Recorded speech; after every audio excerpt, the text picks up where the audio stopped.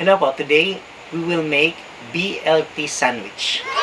BLT sandwich, which stands for bacon, lettuce, and tomato. Hindi tocino, okay? May nagsabi sa tocino daw. Hindi siya tocino, guys. That's tomato, okay? So, yung BLT sandwich na yan, wala po siyang cheese, only bacon, lettuce, and tomato. Now, I just want you to know, guys, that with regards sa sandwiches, 50% of the taste really comes from the bread. So it is really important for you to get a high quality bread for your sandwich. In my case, nakahanap naman ako. Maganda naman yung bread na nabili ko.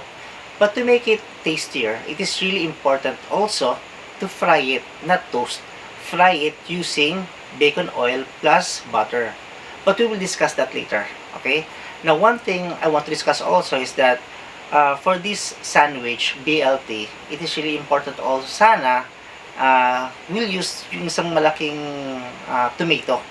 But then when I went to the supermarket, ang mahal niya pala, guys. As in, nagsisimula ata yung price niya 180 pataas. Tapos ang mga, iba nga 200 plus eh. So what I did, I went for the cheaper version or cheaper alternative. So, nakakuha naman ako, parang 30 pesos lang yata, or 30 plus ba. It's a little bit smaller compared sa nakita kong yung mas mahal. A little bit smaller.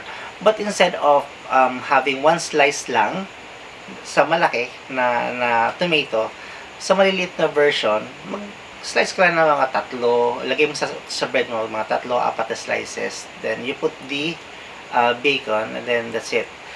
Huwag na mag-inarte. Okay? Huwag na buhin natin kasi at the end of the day, yung kinain mo ay magiging kaya, yan po yung pag-usapan today. Hindi yung tukod sa kundi tukod sa paggawa po ng sandwich na to. Itong BLT sandwich na to. So I hope na you will stick around and you will enjoy and get to know ideas about BLT sandwich. Hi there, Shogos and Showboys. My name is Roland P. Pañares and welcome to my channel.